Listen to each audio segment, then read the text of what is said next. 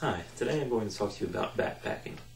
And backpacking is where you're hiking, camping overnight, and carrying all the supplies that you need on your back. And you keep these supplies with you for the entire duration of the trip. Otherwise, it's not backpacking, it's car camping if you go in your cars, or day hiking if you're only carrying it for a day and not staying overnight. I've done a lot of backpacking recently, I've done it all my life, but recently I've done it a lot in training for the Appalachian Trail, which I plan on hiking this summer.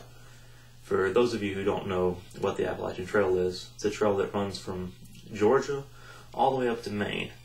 It's about 2,200 miles long. There's been a good bit of argument about how far this really is within 100 miles or so. No one's quite figured it out yet. But it's a pretty long ways, and you definitely need to be in good shape and know what you're doing out there to finish it. I like backpacking a lot because it's a great way to stay in shape, and it's a lot of fun. You stay in pretty good shape because typically the backpack that you're carrying will weigh 30-40 pounds. It can weigh even more, but if you're carrying more than 40 pounds, you might want to quit before the first day is over. It's really rough to keep going. You got that much weight on your legs. Now, motivation for me is easy. I have a lot of fun with it. A lot of people will do it just to keep in shape. A lot of people, like me, do it for recreation. They have a lot of fun with it, do it because it can be dangerous. They like the thrill of the danger. They also like to be able to say that they can do it, that they are able to go out there, be on their own, completely self-sufficient, independent, don't need to rely on anyone else to get them through it. There are those people who do it as a job. People like some of those in the military, like the infantrymen. I've heard of infantrymen who carry 80 pounds for weeks at a time on their back. And 80 pounds is a lot of weight. I probably wouldn't last more than 5 or 6 minutes with that on my back. Then you've got some tour guides out in some of the wilderness tours that you go through, and they definitely do a lot of backpacking, and they show other people how to backpack also. You also have park rangers who are always out there overseeing the wilderness, making sure everything's going all right. They have to carry everything they need in a backpack because otherwise they won't be prepared for any of the situations they might run into. Next, I'll get into some of the equipment that you need while you're hiking. When you're hiking or backpacking, you need to remember that lighter is better. But at the same time, you have to remember that lighter is going to be a lot more expensive in most cases. They have a lot of new cool materials. Like I just bought a titanium spork. It weighs probably about a third of what a normal silver spoon or anything like that would weigh. They make some carbon fiber things. And what's really cool is they've come out with some new compact stoves. I recently bought a Jetboil, which is a stove that's about this tall, this wide, and you can hold it while you're cooking with it. You just hook the little gas canister on the bottom, put whatever you need in there, your food, your water, and it can boil about a cup to 2 cups of water in around a minute. It's really fast, and they've advanced a lot in that. A lot of different people make them, but Jetboil's been my favorite that I've found so far.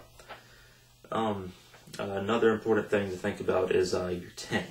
You'll be sleeping in this every single night that you're out there backpacking, so you want the tent to be as light as possible, of course, but you also want it to be able to keep out the water and be comfortable and big enough to hold all of your gear inside the tent. I have a one-man tent that was made by Gander Mountain, actually, so it was a lot cheaper than many of them I could get. But it's got room for my backpack back here. I've got plenty of room for my sleeping bag with me. I have room for a few things on my side. And it's all the room I need. It keeps you nice and cozy at night. The sleeping bag, which I just mentioned, sleeping bag is very important. You want them to be as light as possible, of course. But you also want them to be warm enough for whatever kind of terrain and whatever weather you're going to be traveling in. I have a couple different ones. I have one that's good for under 0 degrees, which is a good bit heavier, and I also have one that's meant for about 25 or 30 degrees. And it's a lot lighter, can compact down a lot easier. So for my summer trip hiking the Appalachian Trail, this will be the one I end up using. Going on, a very important thing to remember is water. You always need water when you're backpacking. If you don't have your water, then you're not going to be backpacking for very long before you're looking for a way out of there. There's a couple couple facts that I learned actually while I was researching for this. It's that normal people will drink from, while they're backpacking, 2 to 8 liters of water a day. And that is quite a bit of water. And you've got to be carrying all this on your back, and water weighs a lot. So one of the good ways to carry water is to have a CamelBak. I've got a CamelBak that fits right into my backpack that I go backpacking with. And it's got a hole in the side of the backpack that you can stick out the little spout, and you can drink right from the CamelBak through the backpack. This thing that I've got carries about 2 liters of water. That's not bad. And I've also got 2 Nalgene bottles. They're like 1 liter bottles, and you can put them on the sides of your backpack, and they hold that much more. What you also need is a water purifier, which I have. It's made by Katadyn, I believe is how you say it. It's Katadyn. And you stick one end of a hose in the water that you're trying to get, like a stream or a river or any pond, any body of water, and you can hook the other end up to one of my Nalgene bottles. And it's got a filtration system in the middle, and you just pump it, and as you pump, the water will come through, run through the filtration system, and come right into your Nalgene bottle.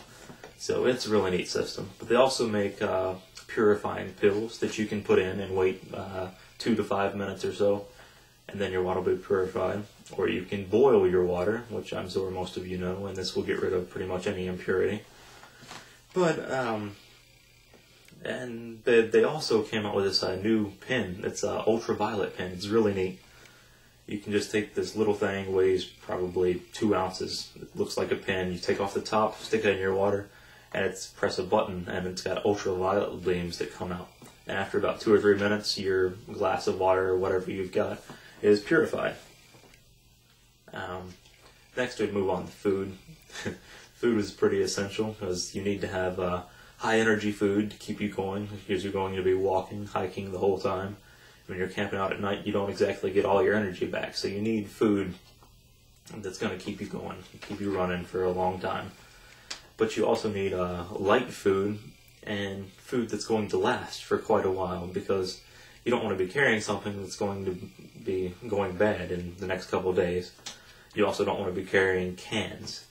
Cans, after you get 2 or 3 of them in your bag, are already weighing quite a few pounds. And any ounce that you can save when you're backpacking is crucial to keeping you going on.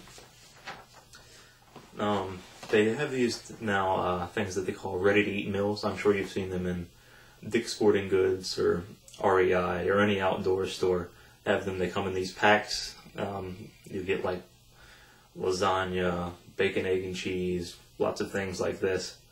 And you can open up the pack and you just pour like however much boiling water it tells you to in there, and it cooks while it's in the bag. You can seal it back up, mix it around some, and it will cook on its own. You have a ready-made meal right there. But they're pretty expensive, so what I usually end up running off of is ramen noodles.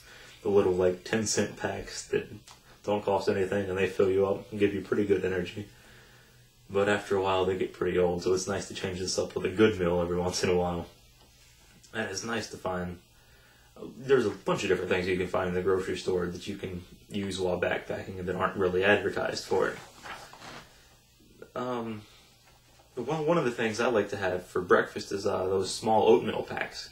They have you come in like a brown bag or something like that, and I can put them right in my Jetboil, add some water, and I'll be ready to eat breakfast in like 3 or 4 minutes. That's really neat. Another important thing to consider when you're out backpacking is the safety. I always carry a first aid kit with me. You never know when you might need it, or someone around might need you to use the first aid kit. It's good to carry everything like this. You have like pills for headaches, if you get something as minor as that, or have something where you can bandage up a pretty decent cut, or maybe even something that can help you splint up a leg if you happen to break one of those. Which hopefully you won't. Hopefully you can take care of yourself better than that, but you never know what might happen when you're out there in the wilderness. Another thing that I always carry is a snake bite kit, because when you're out there and it's hot, there's lots of other creatures around, and many of them end up being snakes. I've seen quite a few snakes while I'm backpacking. Never been bit by one, fortunately, but I'm sure it's a possibility, so I like to be prepared for that. A good thing to remember when you're out hiking is